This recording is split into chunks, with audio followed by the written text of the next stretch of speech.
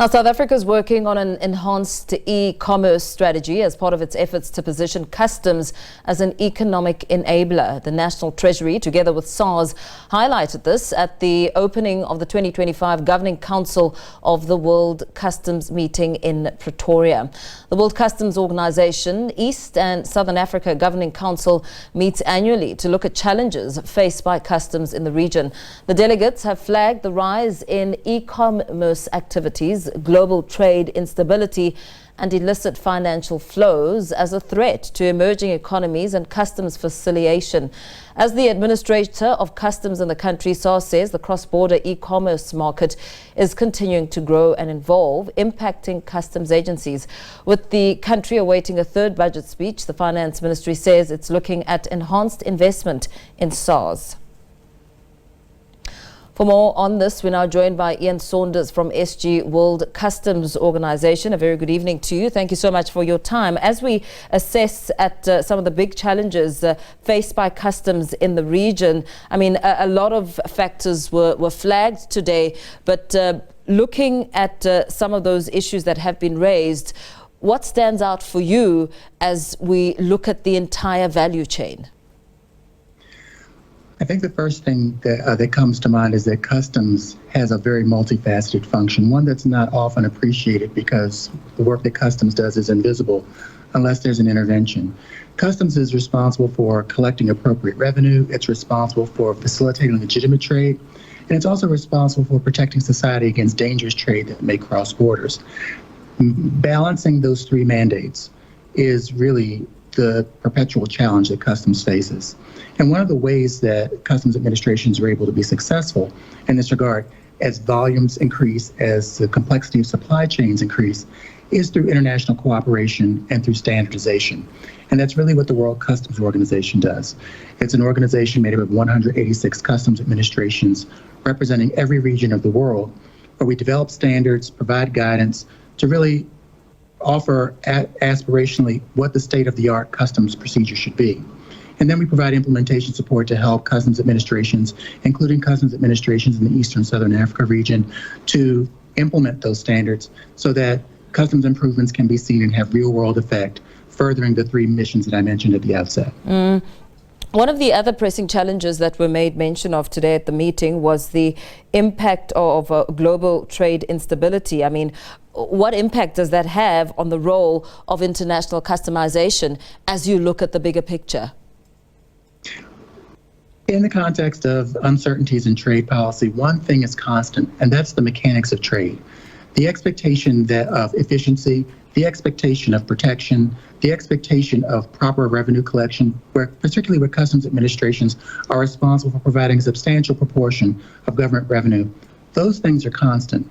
And the challenges that face customs administrations that we in the World Customs Organization try to help them with is to give them the tools, ensure they have the information, and ensure that they have the relationships to provide that consistency of treatment, to provide that predictability, such that whenever trade is moving, the trade community knows what to expect.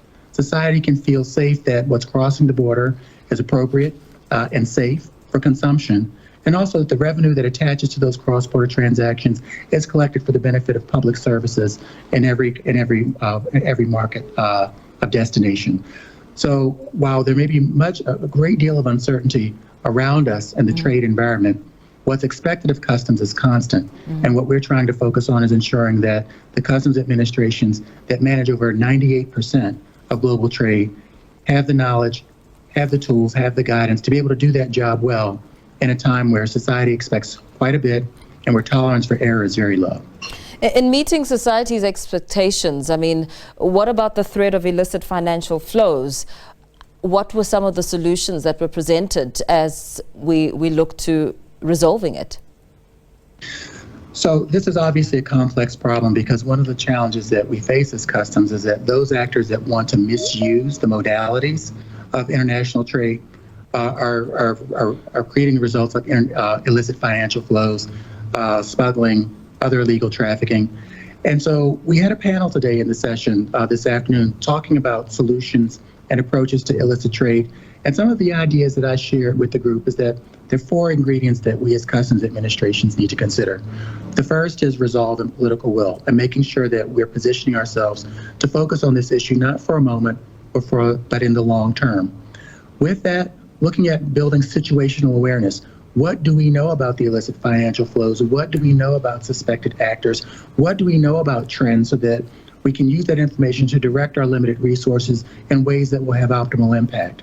Following that, we have to make sure that we have the right policies, that we have the right infrastructure, that we have the ability to take action based on targeted interventions that we may choose to make. And then fourthly, we have to be focused on results. The work that we do, as I mentioned earlier, can often be invisible.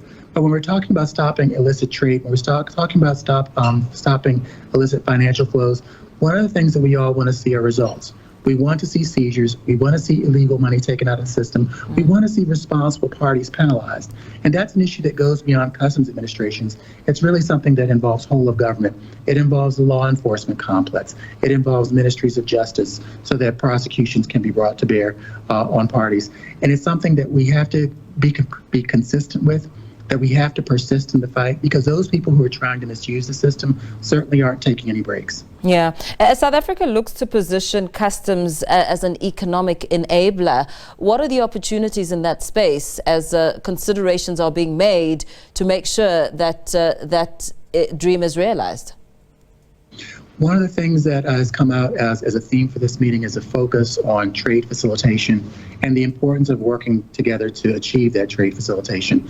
That has many aspects. It goes from having harmonization and simplification of procedures.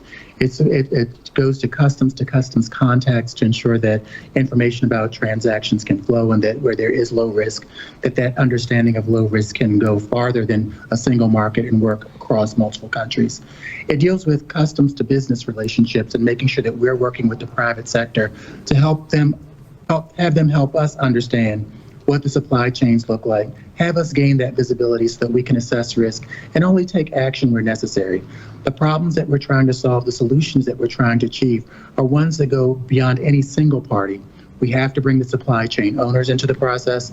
We have to work across customs administrations so that we have a seamless approach, and we have to make the most of lessons learned, experiences, and standards.